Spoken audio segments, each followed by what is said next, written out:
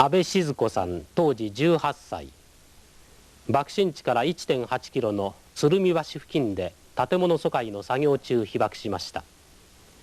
屋根の上で熱風を浴び、気がついたら体中やけどをして地面に放り出されていました。安倍さんは戦後結婚し、3人の子供に恵まれました。現在安倍さんは自分の体験を語り継ごうと語り部活動をしています。8時15分に私はたくさんの中学生の方やら勤労奉仕の方と屋根の上に上がって剥ぎ取った瓦を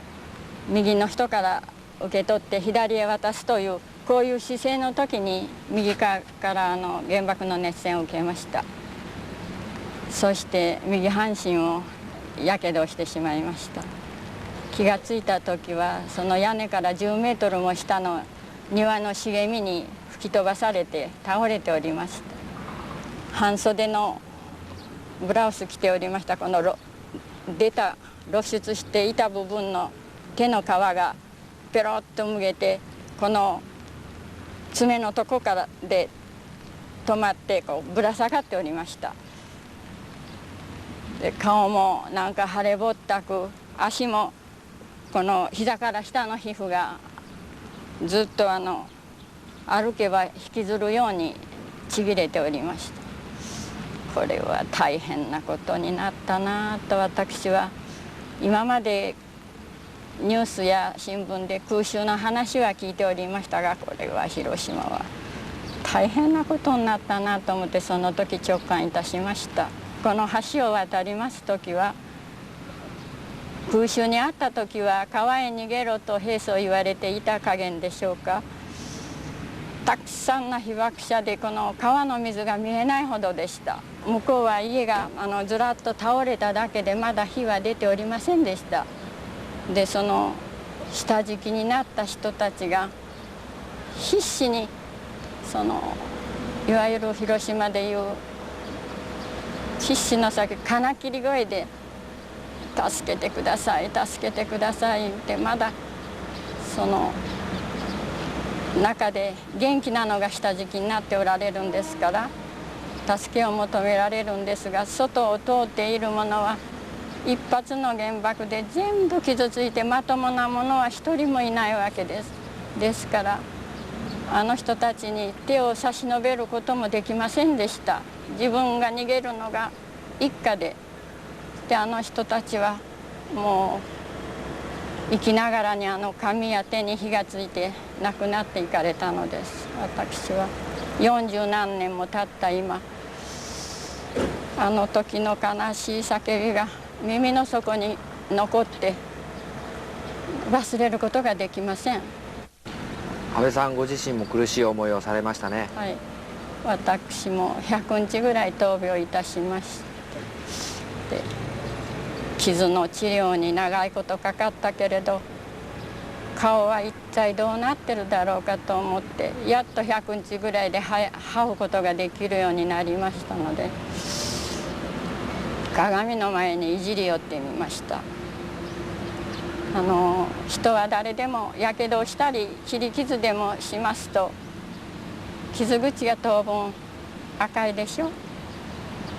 私は爆心地から 1.5 キロでやけどには1度2度3度とあるそうですが、3度以上のやけどだったそうです。それで私の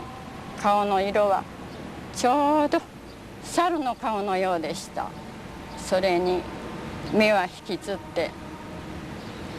鬼の面をかぶったような顔になっておりました。私は18歳でしたから、これから人生これからという時ですし、とても驚きました。そして悲しかったです。ニキビの大きいのが一つできても気になる年頃ですから、それに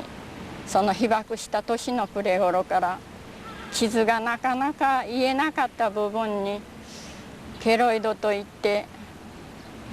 私は生まれて初めて聞き初めて見るものがもりもり盛り上がってきました。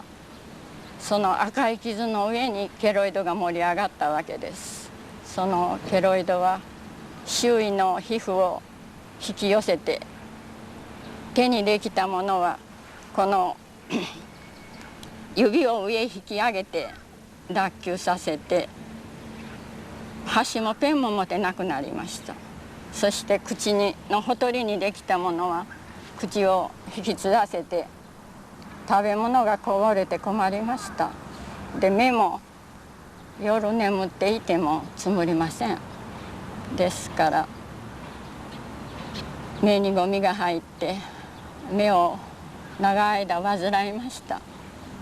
やむなく名医者へ通うために外出したくないんですけれども、その名医者へ行くために外出しますと、心ない人たちが赤鬼が通る、赤鬼が通る、本当に辛い若い時代を過ごしたわけです。安倍さん、昭和31年歌を作ってられますね。悲しみに苦しみに笑いを遠く忘れた被災者の上に、午前10時の日差しのような温かい手を生きていてよかったと思い続けられるように、こういう歌でございます。12時1時の日差しなら私のみんな望むとこですが、せめて10時の日差しでいいから、暖かい日差しを照らしていただきたいないう願いでございます。